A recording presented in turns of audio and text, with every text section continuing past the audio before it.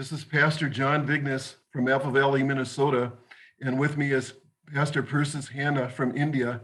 I will be preaching the message in English, and Pastor Hannah will be translating into Hindi. और सभी को जय मसीह की। और मैं इस समय pastor John Vigness Apple Valley Minnesota से आप सबके बीच में, और मुझे इस वक्त ट्रांसलेट करेंगी पास्टर पर्सिस इंडिया से।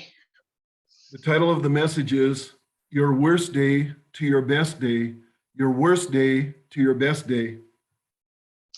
और आज के वचन का जो शीर्षक है कि आपका जो सबसे बुरा दिन है वो एक बेहतर दिन हो सकता है। एक बार और मैं इसको बताना चाहेंगे, जो आपका सबसे बुरा, सबसे खराब एक दिन एक बेहतरीन दिन में बदल सकता है, हो सकता है, या मैं ऐसा कहूंगी कि है। How many of you have had a bad day, a bad year, a bad situation? Have you ever felt trapped and there's no way out? I want to say this: Jesus can bring your best day out of your worst day. Jesus can bring your best year out of your worst year. Jesus can bring the best situation out of your worst situation. और मैं आपसे ये बात पूछना चाहूंगा कि आप लोगों में से कितने लोगों का बुरा दिन रहा है, या बुरा साल रहा है, या बुरी परिस्थिति रही है, या आपने कभी खुद को, अपने आप को ऐसी परिस्थिति में फंसा हुआ, उलझा हुआ पाया है जहां पर कोई रास्ता ना हो। तो मैं आपसे कहना मांगता हूं कि यीशु मसीह आपके सबसे खराब दिन को भी सबसे बेहतरीन दिन बना सकता है। यीशु मसीह आपके सबसे खराब साल को सबसे बेहतरीन साल बना सकता है, सबसे खराब परिस्थिति को सबसे बेहतर परिस्थिति बना सकता है। If you love God, if your faith is in Jesus and what he did at the cross, I want to assure you that even in the worst circumstances of your life, God is there working to bring a good in your life. You might not see him, you might not feel him, but God is there. In Romans 8:28, it says, "For we know that all things work together for good to those who love God, to them who are called according to his purpose." और यदि आप परमेश्वर से वाकई में प्रेम करते हैं तो, और विश्वास करते, जो यीशु मसीह ने क्रूस पर किया, जो यीशु मसीह ने किया क्रूस पर आपके और मेरे लिए, अगर आप उस पर विश्वास करते हैं, तो मैं आपको ये यकीन दिलाना चाहता हूं कि इस समय कितनी भी खराब परिस्थिति क्यों ना हो आपके जीवन में, लेकिन परमेश्वर वहां पर है। परमेश्वर उस परिस्थिति के मध्य में है, वो आपके जीवन में अच्छा करने के लिए जा रहा है, और परमेश्वर वहां पे है। और रोमियो की पत्री 8:28 में कुछ इस प्रकार से लिखा है कि सारे बातें मिलके भलाई को उत्पन्न करती है उनके लिए जो उसको प्रेम करते हैं, जो उससे बुलाए, जो उसकी इच्छा के अनुसार बुलाए गए हैं। If you love God, if you're born again, God is at work in all the circumstances of your life, the good and the bad, the happy and the sad, when things are going good or when things are falling apart, in health or not, in the highs and lows of our lives, when you're loved or lonely, God is there patiently working out things for your good. और यदि आप परमेश्वर से प्यार करते हैं, उसमें नए तरीके से जन्म लिए हुए हैं, तो परमेश्वर आपकी परिस्थितियों में जरूर से कार्य करने वाला एक परमेश्वर है। वो चाहे अच्छी हो, बुरी हो, या दुखी वाला एक समय हो, खुशी वाला समय हो, चाहे चीजें अच्छे से जाए या ना जाए, चाहे आप स्वस्थ हैं या बीमार हैं, आपके अच्छे समय में, बुरे समय में, जब आपके प्यारे लोग आपके साथ हैं और जब आप अकेले हो, तब भी परमेश्वर वहां पर है, और परमेश्वर वहां पर कार्य कर रहा है हमारी भलाई के लिए। I want to share the true story about a woman caught in adultery. Jesus changed the worst day of her life into the best day of her life. The key scriptures are from John chapter 8, verses 2 through 11. I will not read the scriptures now. I will break each scripture down as I preach this message. और मैं आपसे एक सच्ची घटना के बारे में, जो बाइबल हमें बताती है, मैं बताना चाहूंगा एक औरत के बारे में जो व्यभिचार करती हुई पकड़ी गई, और यीशु मसीह ने उसके सबसे बुरे दिन को एक सबसे बेहतरीन दिन में बदल दिया। और उसके लिए हम पढ़ेंगे यूहन्ना रचित सुसमाचार उसका 8वां अध्याय का दूसरा आयत से हम पढ़ेंगे और हम एक साथ नहीं पढ़ेंगे, एक-एक करके उस वचन को प्रचार के द्वारा पढ़ेंगे। A crowd gathered to hear Jesus preach in the temple. We find this is in John 8:2. For early in the morning, he came again in the temple, and all the people came unto him, and he sat down and taught them. It was the day after the Feast of the Tabernacles. Jerusalem was filled with people getting ready to travel home. They'd spent 8 days in booths, remembering the days in the wilderness. Now they were going to travel home, but before they left, many came early in the morning to see the temple one last time.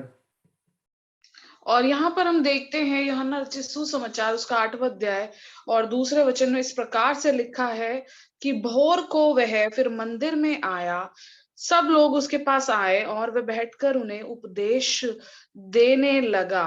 और ये एक समय था जो पर्व का बाद का एक ठीक समय था और यरूशलेम में लोग तैयार थे वापस से घर जाने के लिए। उन्होंने 8 दिन 8 रात वो जो एक पर्व होता है उसमें उसके उसके लिए वहां पर वो लोग इकट्ठा हुए थे और वो अभी अपने अपने घरों में वापस जा रहे थे और कुछ लोग आखिरी बार उस मंदिर में सुबह सुबह आए थे, आखिरी बार मंदिर में जाने के लिए। Jesus was preaching and teaching. Hundreds of people crowded around him. They wanted to hear Jesus speak. They did not want to miss a word. Tears rolled down their cheeks as they listened to Jesus. The words that Jesus spoke could change their lives. That is probably what it'll be like for us when we as believers surround Jesus in the coming kingdom to hear him teach. His words will come alive unto us like never before. His words will burn in our hearts. Just think of that day. और यीशु मसीह वहां पे प्रचार कर रहा था और सिखा रहा था और हजारों लोग थे, कई सौ लोग वहां पर थे और वो यीशु मसीह को सुनना चाहते थे। वो नहीं चाहते थे कि वो एक शब्द को भी जो है खो बैठे और उनकी जो है उनके आंखों से आंसू बह रहे थे जिस दौरान वो यीशु मसीह को सुन रहे थे, क्योंकि जो परमेश्वर का वचन था वो उनके जीवनों को बदल रहा था। और यही मैं चाहता हूँ हमारे लिए, आपके लिए, हमारे सबके जीवनों में कि जब हम विश्वासी के तौर पे जब हम यीशु मसीह से सुनते हैं, उसके आने के बारे में जब हम सुनते हैं, तो उसका जो शब्द है वो हमारे अंदर जीवित होकर कार्य करना चाहिए। वो हमारे हृदय में एक जलन उत्पन्न करना चाहिए, एक आग को उत्पन्न करना चाहिए। उस दिन के बारे में जरा आप लोग सोच कर देखें। When Jesus was teaching, the scribes and Pharisees brought a woman caught in the very act of adultery. We find this in John 8:3. And the scribes and the Pharisees brought unto him a woman taken in adultery. And when they had set her in the midst, Jesus is teaching. He's speaking the living word that can change lives. A group of scribes and Pharisees, the religious leaders of Israel, rudely come pushing and shoving through the crowd, dragging a woman with him, interrupting Jesus' teaching. Who were these men? Who were these scribes and Pharisees? They were the religious leaders of Israel. They were educated. They were respected and well known. They were men of wisdom and high moral standards. If anyone had a question about the law of Moses, these were the men that had the answers. They were religious, but they did not know God.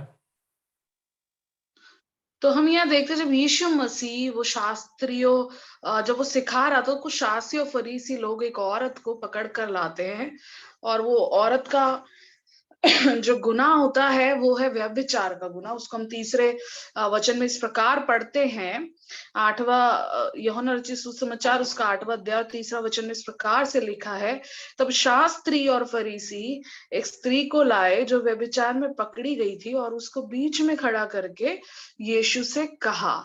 तो यीशु वहां प्रचार कर रहा था, यीशु मसीह वहां पर बता रहा था परमेश्वर के शब्दों को जो जीवन को बदल सकता है, वो वहां पर बात कर रहा था। तभी कुछ लोगों का एक समूह जो शास्त्री और फरीसी, ऐसे लोग जो उस समय के बड़े महत्वपूर्ण लोगों में से, बहुत महत्वपूर्ण लोगों में से गिने जाते थे इजराइल के, वो वहां पर आए, एक औरत को लेकर आए, एक स्त्री को लेकर आए और यीशु मसीह जो सिखा रहा था उसको बीच में रोककर उन्होंने जो है उस औरत के बारे में बताया। तो कौन थे ये लोग? कौन थे ये शास्त्री और फरीसी? ये वो लोग थे जो इज़राइल के बहुत जाने-माने लोग थे, बहुत पढ़े-लिखे थे, बहुत अच्छे पद पर थे और इनको बहुत ही ज़्यादा विद्वान के रूप में उस समय के तौर पे देखा जाता था। और अगर किसी को भी मूसा के नियम के विषय में कोई भी प्रश्न होता था, तो ये वो लोग होते थे जो उत्तर देते थे। और ये बहुत ही बहुत ही धार्मिक होते थे पर परमेश्वर को जानते नहीं थे।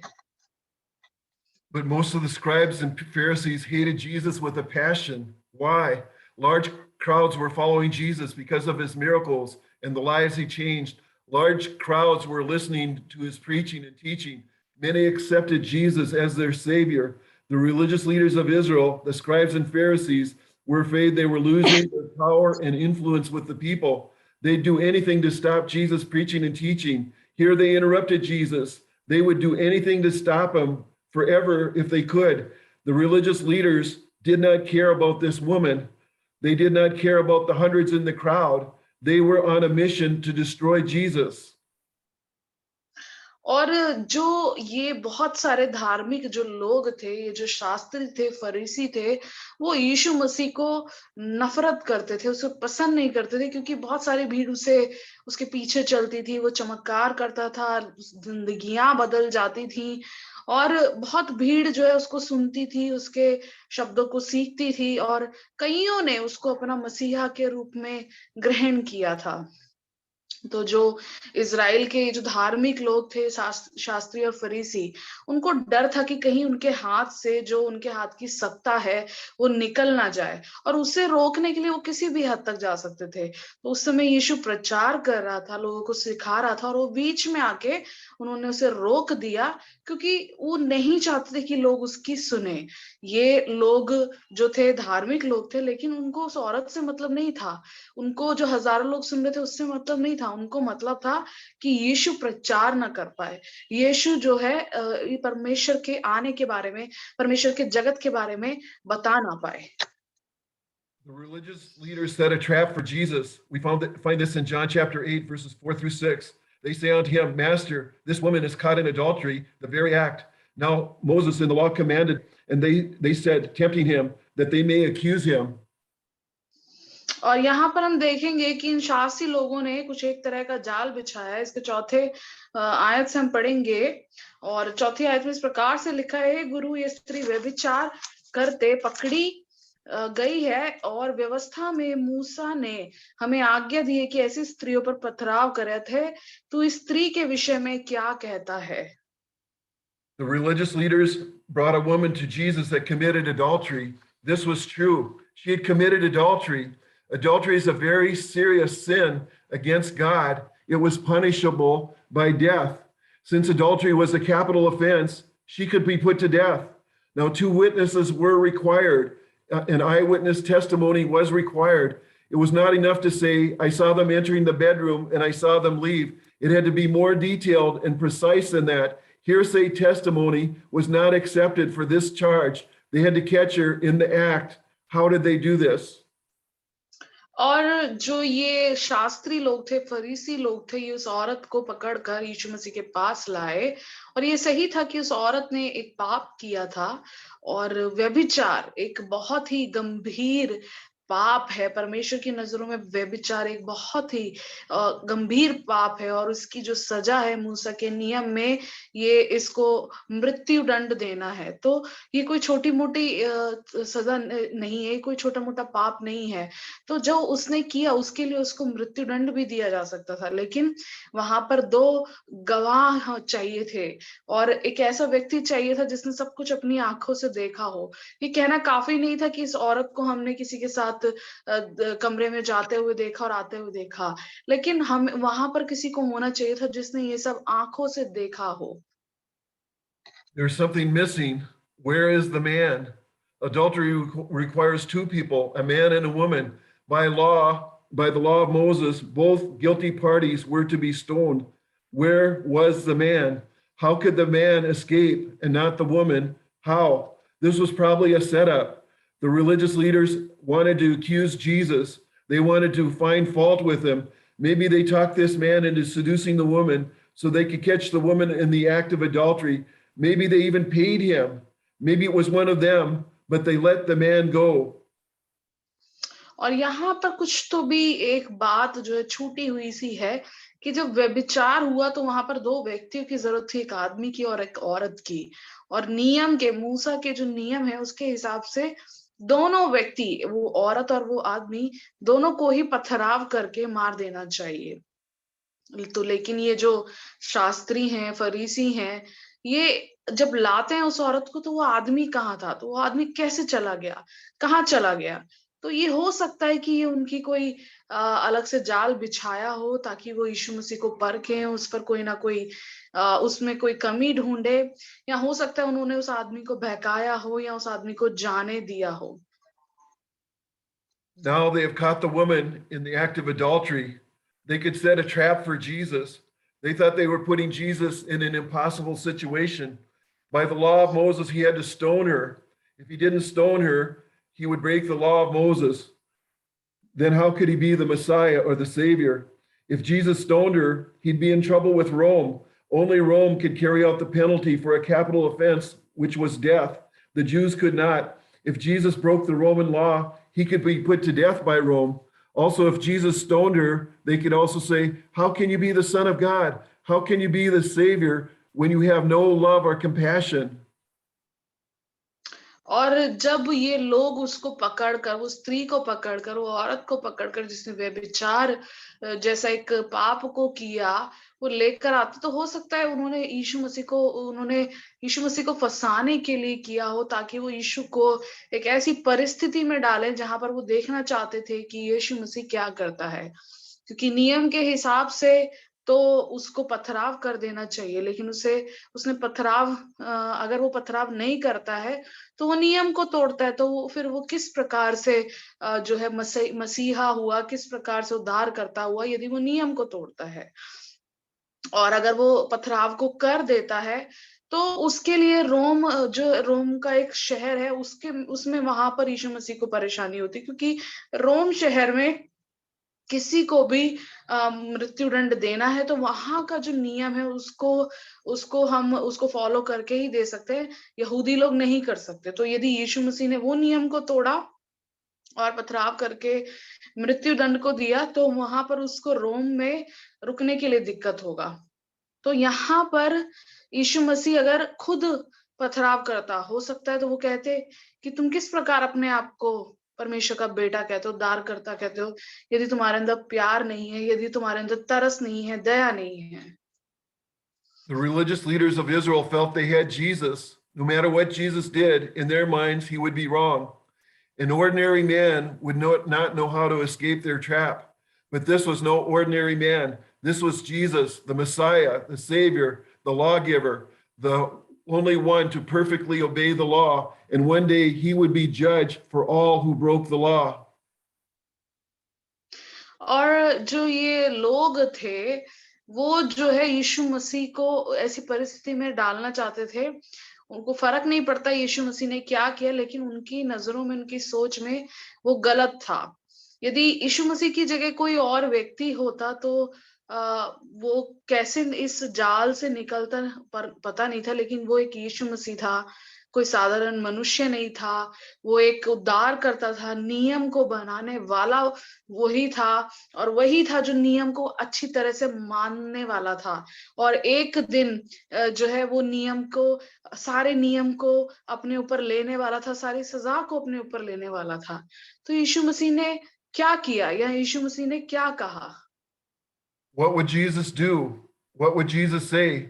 At first, he just ignored them. He wrote in the dust on the temple floor. They kept pressing Jesus. They kept asking Jesus again and again, answer us. What are you going to do?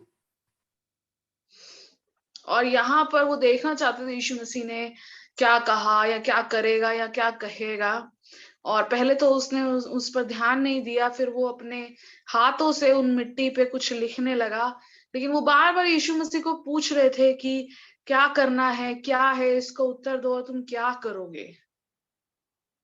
Finally, Jesus stood up. He looked him right in the eyes and said, he was without sin, let him cast the first stone.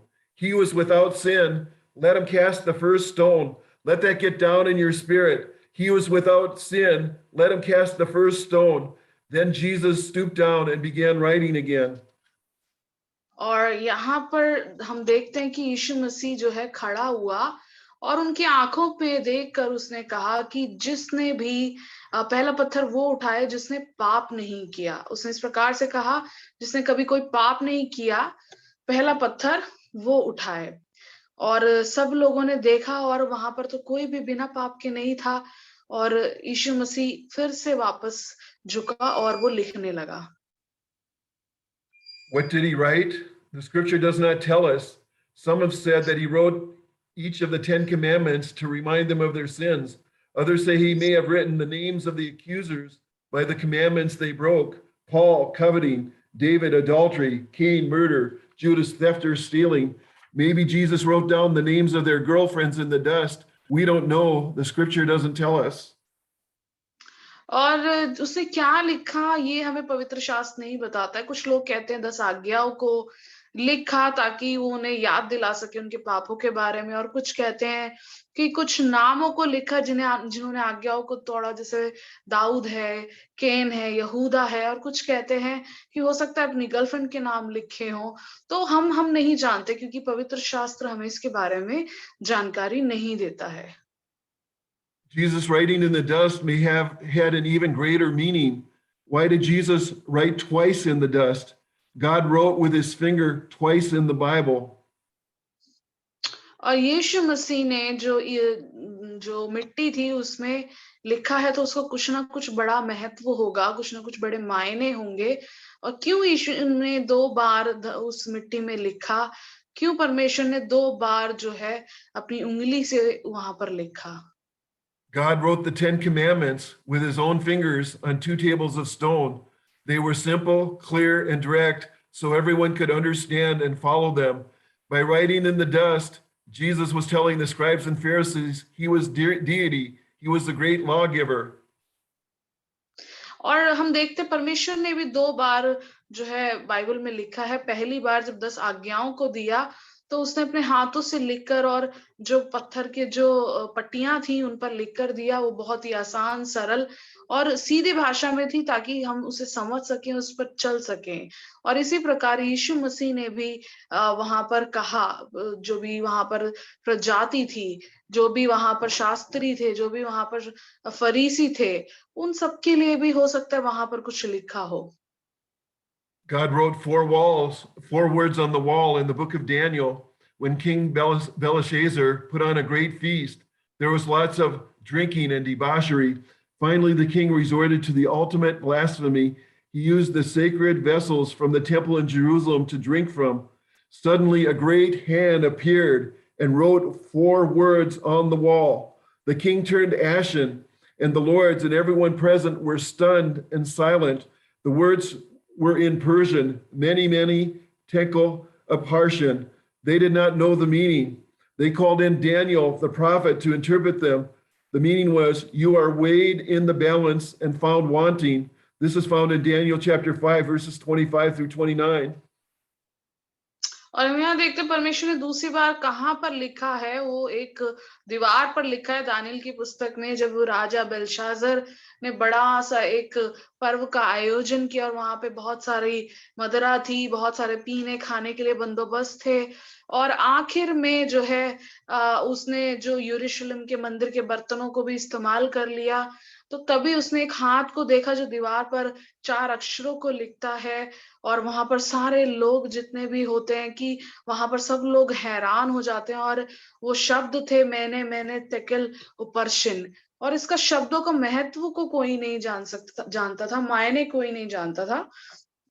और उन्होंने Daniel को बुलाया, जो कि भविष्य वक्ता था, ताकि वो उसको उनको बता सके, उसके मायने को उनको बता सके। और ये हम पढ़ सकते हैं दानियल के 5वें अध्याय और उसके 25वीं आयत से लेके 29 तक। Maybe when Jesus wrote the words in the dust, he was saying basically, if you don't repent, judgment is coming.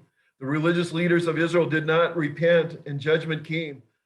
With the words Jesus spoke, let him who is without sin cast the first stone. And whatever Jesus wrote, The Holy Spirit began to move mightily, and great conviction came on the scribes and Pharisees. Great conviction came on the people, and they all walked away. और हो सकता है यीशु मसीह वहां पर लिख रहा हो जो मिट्टी पे, वो कहना चाह रहा हो, यदि तुमने अपने मन को नहीं फिराया तो न्याय का दिन आने वाला है। क्योंकि जो जितने भी ये जो अधिकारी लोग थे, ये जो शास्त्री और फरीसी थे, उन्होंने अपने पापों को अंगीकार नहीं किया और न्याय का दिन आने वाला था। तो यीशु मसीह ने शब्द से कहा, सबसे पहले यही कहा कि जिसके अंदर पाप नहीं है, पहला पत्थर वो उठाए। और जीसस ने, हमें नहीं मालूम क्योंकि पवित्र शास्त्र इसकी जानकारी नहीं देता, क्या लिखा वहां पर। पवित्र आत्मा ने और बहुत सामर्थी रूप से कार्य किया, और जितने भी शास्त्री थे, फरीसी थे, और जितने भी लोग वहां आए थे, वो सब वहां से एक एक करके चले गए। In John 8:9, it says, "And when they heard it, being convicted by their own conscience, went out one by one, beginning at the eldest, even unto the last. And Jesus was left alone, and the woman standing in the midst. I do not know why the oldest ones went first. Maybe because they lived longer. Maybe they had more sins they had not repented of, and they became aware of their own sinfulness and could not stand in the presence of Jesus." और यहाँ पर हम देखते हैं इसी के 9वीं आयत में लिखा, परंतु वे ये सुनकर बड़ों से लेकर छोटे तक एक एक करके निकल गए, और यीशु अकेला रह गया और स्त्री वहां बीच में खड़ी रह गई। तो हम यहाँ देखते हैं सारे लोग बड़े से लेकर, और यहाँ पे बड़े का जिक्र पहले है। वो क्यों है? क्योंकि हो सकता है वो ज्यादा दिन जिए हैं, उन्होंने अपने जीवन में बहुत सारे पाप किए हैं जिससे उन्होंने मन ना फिराया हो, और उनको जब यीशु मसीह ने ये बात कही तो उनके अंदर जो पवित्र आत्मा ने, या उनके अंदर एक उनके आत्मा में कार्य हुआ, और वो यीशु मसीह की उपस्थिति में वहां खड़े नहीं रह पाए। Under the conviction of the Holy Spirit, they all walked away. Some believe that only the religious leaders walk away, but I believe they all walked away. Why? Jesus wrote in the dust, "Let he who is without sin cast the first stone." None of us is without sin. We are all guilty. All of us have broken every one of his 10 commandments. We all deserve to be condemned. Jesus could have just wrote on the temple floor, "Guilty." We are all guilty. When the Holy Spirit convicts us of our sin, we should run. We should not run from Jesus. We must run to Jesus. और जब पवित्र आत्मा ने इस बात को उन पर प्रकट किया तो वो सब वहां से निकल गए। कुछ सोचते हैं कि खाली शास्त्री और फरीसी गए, लेकिन मेरा विश्वास है यहाँ पर लिखा है सब के सब, तो वहां से सब निकल गए। और मुझे ऐसा लगता है कि परमेश्वर ने शायद उस मिट्टी में इस प्रकार से लिखा हो कि जिसने पाप नहीं किया वो पहला पत्थर उठाए। तो हम यहाँ पर देख सकते हैं हम में से कोई भी ऐसा व्यक्ति नहीं है जिसने कभी पाप ना किया। हम सब ने पाप किया, हम सब ने उसकी आज्ञाओं को तोड़ा है। हम सब के सब जो है उस न्याय, उस दंड के भागीदार हैं। और यीशु मसीह ने भी यही लिखा उधर, यही बोला, हम सब के सब जो है पापी हैं। लेकिन जब परमेश्वर के पवित्र आत्मा हमें इस बात का एहसास कराता है कि हमसे पाप हुआ है, तो हमें उधर से भागना नहीं है, हमें यीशु मसीह के पास आना है, यीशु मसीह से दूर नहीं जाना है। The scribes and Pharisees did not care about the woman. They were just using her to get at Jesus. But actually, God was going to use them to do a good thing. They brought the woman who committed adultery to Jesus, and Jesus was the only one who could help her. This should be an encouragement to us. Sometimes God can use bad people and terrible situations to bring us to Jesus, the only one that can help us. और यहाँ पर हम देखते हैं शास्त्री और जो फरीसी, उन्हें औरत के, उस स्त्री के बारे में कोई ख्याल नहीं था। वो ढूंढ रहे थे कोई ना कोई एक ऐसा बहाना या ऐसा कोई परिस्थिति जिसमें यीशु को फंसा सके। लेकिन परमेश्वर ने वहां उस परिस्थितियों को भी, उन लोगों को भी एक अच्छी बात के लिए इस्तेमाल कर लिया। और वो लोग जब उस स्त्री को पकड़ के लाए पथराव करने के लिए, जिसने व्यभिचार किया, यीशु मसीह केवल एकमात्र व्यक्ति था जो उसे मदद करना चाहता था, और उसने मदद किया। तो ये कहीं ना कहीं हमारे लिए एक प्रोत्साहन की बात है। कभी कभी परमेश्वर, वो लोग जो परमेश्वर के प्रेम को नहीं जानते, या बुरी परिस्थितियों को, बुरे लोगों को परमेश्वर इस्तेमाल करता था कि हम यीशु मसीह के करीब आए, और वही एकमात्र ऐसा है जो हमें मदद कर सकता है।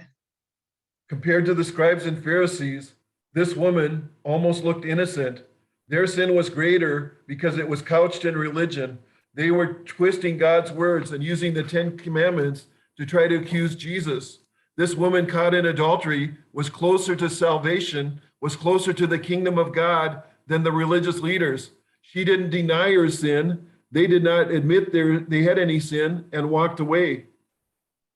और यहाँ पर हम देखते हैं जब हम इनको इसकी तुलना करें उस स्त्री की जो बहुत बहुत मासूम दिखती थी और उस शास्त्री फरीसियों से जब हम तुलना करें तो पाप तो बड़ा है क्योंकि वहां पर हम देखते हैं पाप बड़ा है, लेकिन वो जो है परमेश्वर की आज्ञाओं को, परमेश्वर की जो 10 आज्ञाएं हैं और परमेश्वर के जो शब्द हैं, परमेश्वर के वचन को वो लोग गलत इस्तेमाल करना चाहते हैं क्योंकि वो यीशु मसीह को फंसाना चाहते थे। और जो ये औरत व्यभिचार में पकड़ी गई, उस बहुत ही वो करीब थी अपने उद्धार के, परमेश्वर के राज्य के, बजाय वो जो शास्त्री और फरीसी उसको लेकर आए थे। इसलिए उसने अपने पापों के जो है अंगीकार किया, उससे मना नहीं किया। और जो लेकर आए थे उन्होंने अपने पापों को जो है अंगीकार नहीं किया बल्कि वहां से चले गए। Who was this woman? Was she single, married, or divorced? The scripture doesn't say. Did she have a previous relationship with any of the accusers? We don't know. Was she old or young? The Bible doesn't tell us. और कौन थी ये औरत? ये अकेली थी, शादीशुदा थी या तलाकशुदा थी? ये वचन हमें नहीं बताता है। या उसका किसी से कोई रिश्ता था या जो लोग उस पे इल्जाम लगा रहे थे उसके साथ उनका कोई रिश्ता था, ये भी बाइबल नहीं बताती है। वो बूढ़ी थी, जवान थी, इस बारे में भी बाइबल हमें या पवित्र शास्त्र में कुछ भी जानकारी नहीं देता है। We know this. The scribes and Pharisees did not care about the woman. The religious leaders of Israel did not care about the woman. They just used her as a pawn to them. Really, adultery was of no concern to them. She was just a means to an end. They wanted to trap Jesus. The scribes and Pharisees, the religious leaders of Israel, were very cruel. They did not have to publicly embarrass this woman. There was no need to do that. They could have brought her to the proper officials in Israel. They weren't seeking to punish the woman. They wanted to trap Jesus. और हम यहाँ पर ये जरूर जानते हैं कि जो शास्त्री और फरीसी लोग थे वो उस औरत को पकड़ कर लेकर आए, लेकिन उनको उससे कोई मतलब नहीं था। वो औरत ने क्या किया, उन्होंने सिर्फ उसे इस्तेमाल किया ताकि वो यीशु मसीह को फंसा सके। और यीशु मसीह को फंसाने के लिए उन्होंने ये सारी परिस्थितियों को लेकर आए। जो शास्त्री और फरीसी लोग थे, जो इजराइल के अधिकारी लोग थे, वो बहुत ही निर्दयी लोग थे और वो चाहते तो उसको पूरे समाज के सामने बेइज्जत नहीं करते, उन्हें वो जरूरत नहीं थी करने की, वो कुछ लोगों को बोल सकते थे। और उन्हें जो है वो उस औरत को सजा देने के लिए नहीं देख रहे थे, वो जो असल में यीशु मसीह को कैसे फंसाया जाए, यीशु मसीह को कैसे नीचा दिखाया जाए, वो बातें देखकर इस परिस्थिति को लेकर आए। Think of this woman now standing before Jesus. She'd been caught in the terrible act of adultery. She was guilty. She'd been publicly shamed. Now she was cowering in front of Jesus, full of fear. She probably wanted to die. She probably wished she were dead. She probably expected to die. She was probably expecting the first stone to be thrown at her. Wouldn't you say that this was probably the worst day of her life? I don't know how you could have a worse day. Have you ever been there? The worst day or time of your life? You're in a situation where there seems to be no way out. और आइए हम इस औरत के बारे में जरा सोचें जो यीशु मसीह के सामने खड़ी थी, जो पकड़ी गई थी। एक ऐसे इल्जाम में, व्यभिचार में वो पकड़ी गई थी। उसको पूरे लोगों के सामने उसे शर्मिंदा किया गया और वो यीशु मसीह के सामने थी। पूरा डर उसके अंदर था। हो सकता है वो मरना चाह रही हो सकता है वो सोच रही हो कि मैं मर जाऊं, हो सकता है वो सोच रही हो कि अभी मुझे पथराव करके मार डालेंगे। और हो सकता है उसके लिए वो शायद उस समय का सबसे बुरा दिन होगा। और मुझे नहीं मालूम कि आप में से कितने लोगों के साथ ऐसा हुआ हो कि आप किसी ऐसे बुरे दिन से गुजरे हों, कि आप ऐसे बुरे दिन से गुजरे, ऐसे बुरा परिस्थिति से गुजरे जहाँ से निकलने का कोई भी रास्ता नहीं था। ऐसे एक परिस्थिति में वो स्त्री थी। The good thing is, even though it was the worst day of her life, she was standing alone with Jesus, the only one that could help her, and he will. It seems that in our lives, at some point, we'll have a serious problem and we're alone with Jesus. You have a choice at that point. You can walk away from Jesus like the religious leaders and the crowd did, and they got no help.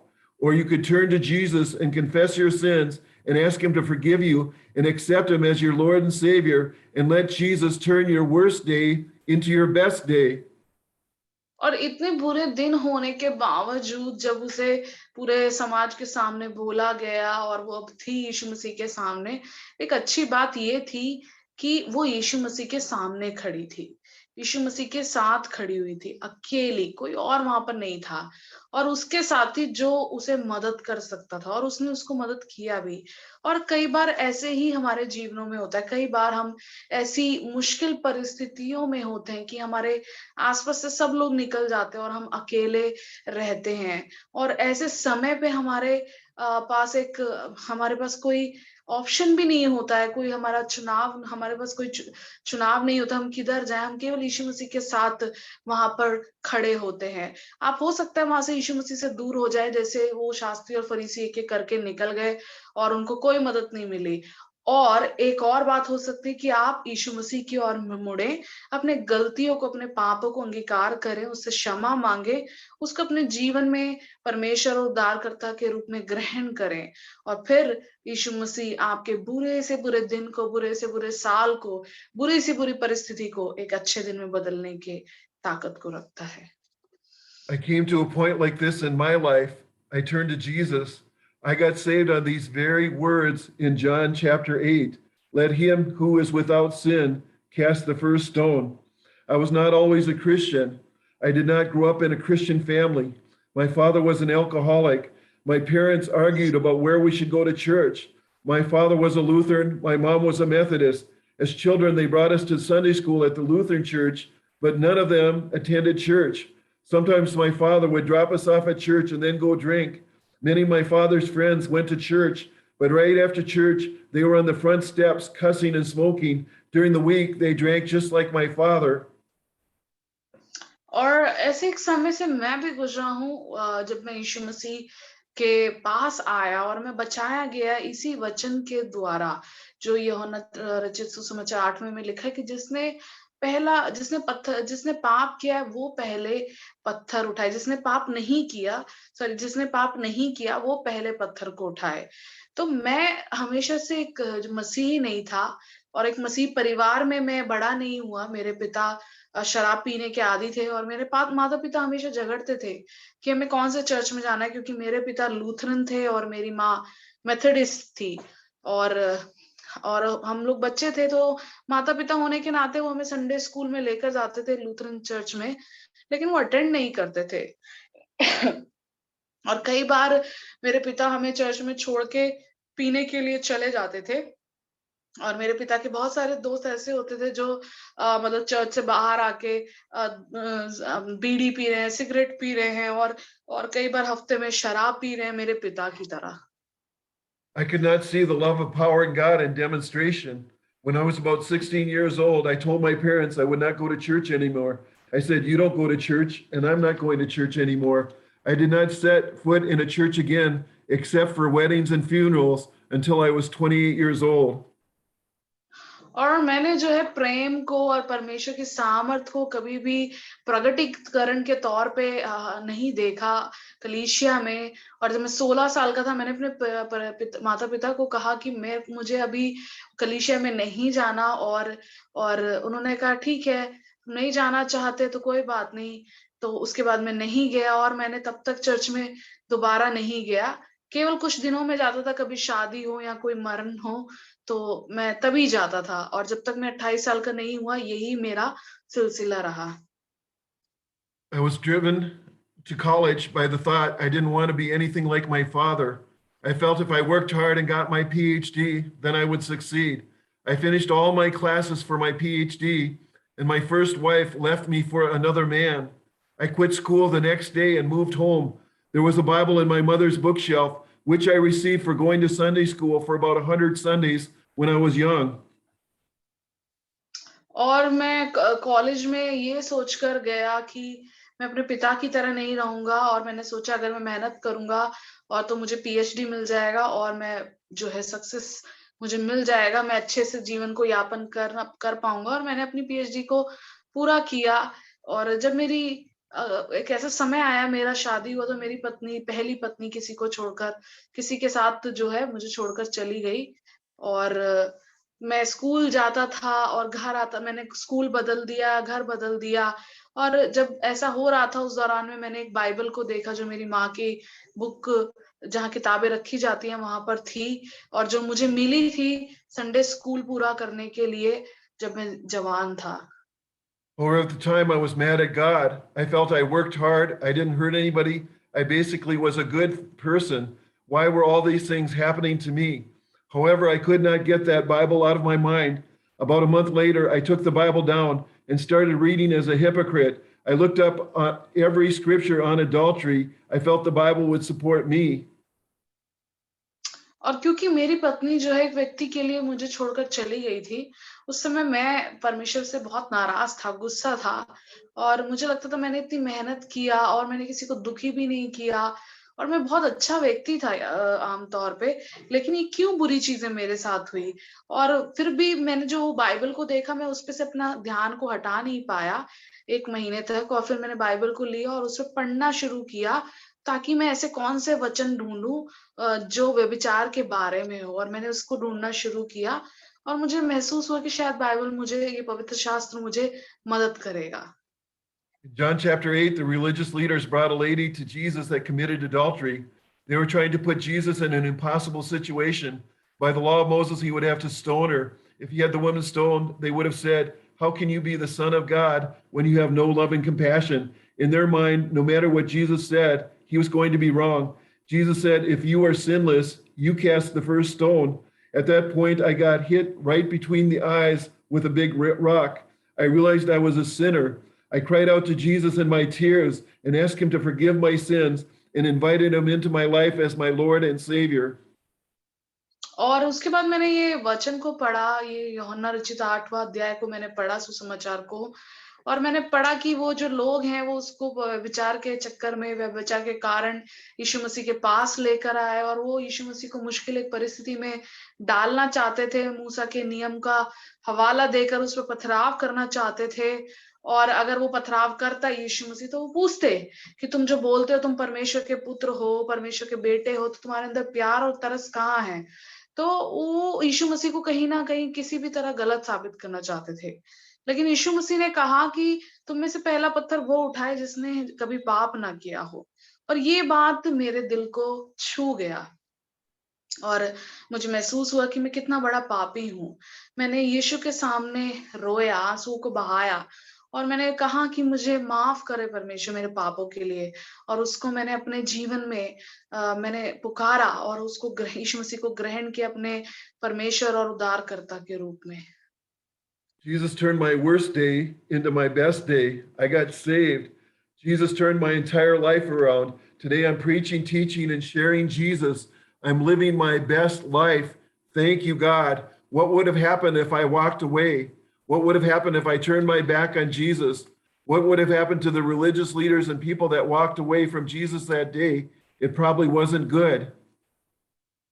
और वो मेरा सबसे बुरा दिन था जब मैं लेकर उसको बैठा कुछ और देखने के लिए, लेकिन वो मेरे लिए सबसे बेहतरीन दिन बन गया। मैं बचाया गया और मैंने अपने जीवन में अपने जीवन को यीशु को दे दिया, और आज मैं प्रचार करता हूँ और सिखाता हूँ, यीशु मसीह को बाँटता हूँ, और मैं खुदा की दया से बहुत ही एक अच्छे जीवन को बिता रहा हूँ। इसके लिए मैं प्रभु को धन्यवाद करता हूँ।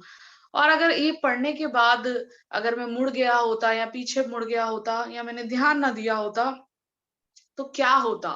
यीशु मसीह के पास नहीं गया होता तो क्या होता? बिल्कुल वैसे ही जैसे शास्त्री और फरीसी लोग चले गए, वहाँ से एक-एक करके निकल गए, और जो एक अच्छी बात नहीं थी मेरे साथ वो हो सकती थी, परंतु मैंने यीशु मसीह के पास गया और अपने पापों को अंगीकार किया। There are people who come to this point in their lives. It is the worst day or period of their lives. They're alone with Jesus. Jesus would help them if they confess their sins, if they ask Jesus to forgive them, if they put their faith in Jesus and what he did at the cross and ask Jesus to help them. Instead, they walk away from Jesus. Many do not survive an event like this. Many turn to alcohol, drugs, or sex. Many withdraw into themselves and live empty lives. Some even commit suicide. Don't do this. Run to Jesus. Don't run away from Jesus, and he'll turn the worst day of your life into the best day.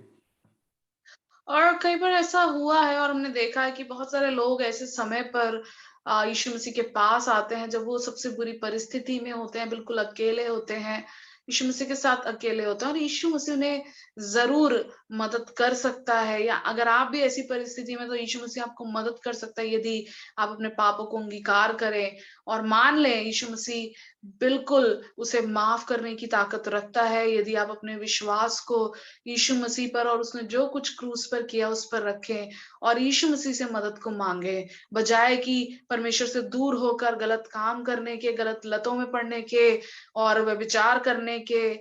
और कुछ लोग तो शायद मरने की भी सोच लेते हैं, आत्महत्या करने की सोच लेते हैं। ये सब नहीं करना है, हमें परमेश्वर के पास दौड़ना है, परमेश्वर से दूर नहीं, परमेश्वर की ओर दौड़ना है। और जब हम ऐसा करते हैं तो वो हमारे सबसे बेकार, सबसे खराब दिन को सबसे बेहतरीन दिन में बदल देता है। Some feel that the man who committed adultery got away with his, whoever he was, got away with his sin. No, he didn't get away with anything. God saw it all. Many run away from Jesus, but they don't get away from anything. God sees it all, and their sin will follow them forever, right into hell, where there is no help forever. और कुछ लोग सोचते हैं जिसने पाप किया, जिसने व्यभिचार किया, वो हो गया, कोई बात नहीं, उसको पीछे छूट जाएगा। लेकिन ऐसा नहीं, परमेश्वर सब देखता है। यदि आप परमेश्वर की ओर तुरंत नहीं जाते हैं तो ये सारी बातें आपके पीछा करती रहेंगी और आपको कुछ नहीं मिलेगा आखिर में, और नर्क तक ही आपको पीछा करती रहेंगी और वहां पर आपके लिए कोई मदद नहीं होगी। Why didn't the woman leave Jesus? She knew she was guilty. She made no excuses. She didn't try to hide it. She trusted Jesus to do the right thing. और यहाँ पर हम देखते हैं कि वो एक औरत जो थी, वो स्त्री जो थी, वो वहां से नहीं गई। क्यों नहीं गई? क्योंकि वो जानती थी उसने पाप किया है, उससे गलती हुई है। उसने उसको लिए बहाना नहीं बनाया, उसने छुपाने की कोशिश नहीं की। उसने यीशु मसीह पे विश्वास किया सही चीज को करने के लिए। Now we get to the good part. Jesus is going to turn this woman's worst day into her best day. We find this in John chapter 8, verses 10 and 11. When Jesus had lifted up himself and saw none but the woman, he said unto her, Woman, where are your accusers? No man has condemned you. She said, No man, Lord. And Jesus said unto her, Neither do I condemn you. Go and sin no more. All of the accusers walked away. Why? They were guilty. We are all guilty before God if we're not washed in the blood. और यहाँ पर देखते हैं कि हम पढ़ेंगे सबसे बेहतरीन वाला हिस्सा कि कैसे जो है उसका खराब दिन एक अच्छे दिन में बदल गया। इसका 10वां और 11वीं आयत में जब हम पढ़ते हैं, इसमें इस प्रकार से लिखा है, यीशु ने सीधे होकर उससे कहा कि हे नारी, वे कहाँ गए? क्या किसी ने तुझ पर दंड की आज्ञा नहीं दी? उसने कहा, हे प्रभु, किसी ने नहीं। यीशु ने कहा, मैं भी तुझ पर दंड की आज्ञा नहीं देता, जा और फिर पाप ना करना। सारे जो पापी थे वो तो वहां से निकल लिए। क्यों? क्योंकि वो पापी थे, वो सब परमेश्वर के आगे पापी थे, परमेश्वर के लहू से धोए हुए नहीं थे। उन्होंने अपने पापों का अंगीकार नहीं किया, लेकिन वो औरत वहां रही क्योंकि उसने अपने पापों को जाना, छुपाया नहीं, वो वहां खड़ी रही। और यही बात यीशु मसीह ने कहा कि तेरे पाप अभी ठीक क्षमा हुए, अब दोबारा पाप ना करना। Jesus asked, Does any man condemn you? She said, No, Lord. And Jesus said, Neither do I condemn you. Why did Jesus let her go? She was guilty. The law required 2 witnesses, and all the accusers and witnesses walked away. Jesus didn't condemn her because in about 4 months, Jesus would be condemned on the cross for her. At the cross, Jesus took her condemnation. और यीशु ने उससे पूछा कि क्या किसी ने तुझ पर दंड की आज्ञा नहीं दी? तो उसने कहा कि नहीं परमेश्वर किसी ने नहीं दी। तो उसने बोला जा, मैं भी नहीं देता। उसने इस प्रकार से कहा जा, मैं भी तुझ पे दंड की आज्ञा नहीं देता। और वो जबकि क्यों उसे यीशु मसीह ने जाने के लिए कहा? वो पापी थी, वहां पर दो जो गवाह देने के लिए चाहिए थे, जिसने गवाही देनी थी, वो सब लोग वहां से चले गए, लेकिन यीशु मसीह ने उसको दंड की आज्ञा नहीं दी, क्योंकि आने वाले समय में वो उसके पापों को भी क्रूस पर उठाने वाले थे, और उसने आने वाले समय में क्रूस पर अब उसके पापों को भी उठाया। In John 3:17, it says, "For God sent not his son into the world to condemn the world, but that the world through him might be saved." Jesus doesn't condemn you. Jesus died for your pornography and sexual sins. Jesus died for your alcohol and drug addictions. Jesus died for your abortion. Jesus died for your anger, hatred, unforgiveness, and racism. Jesus died for every one of your sins.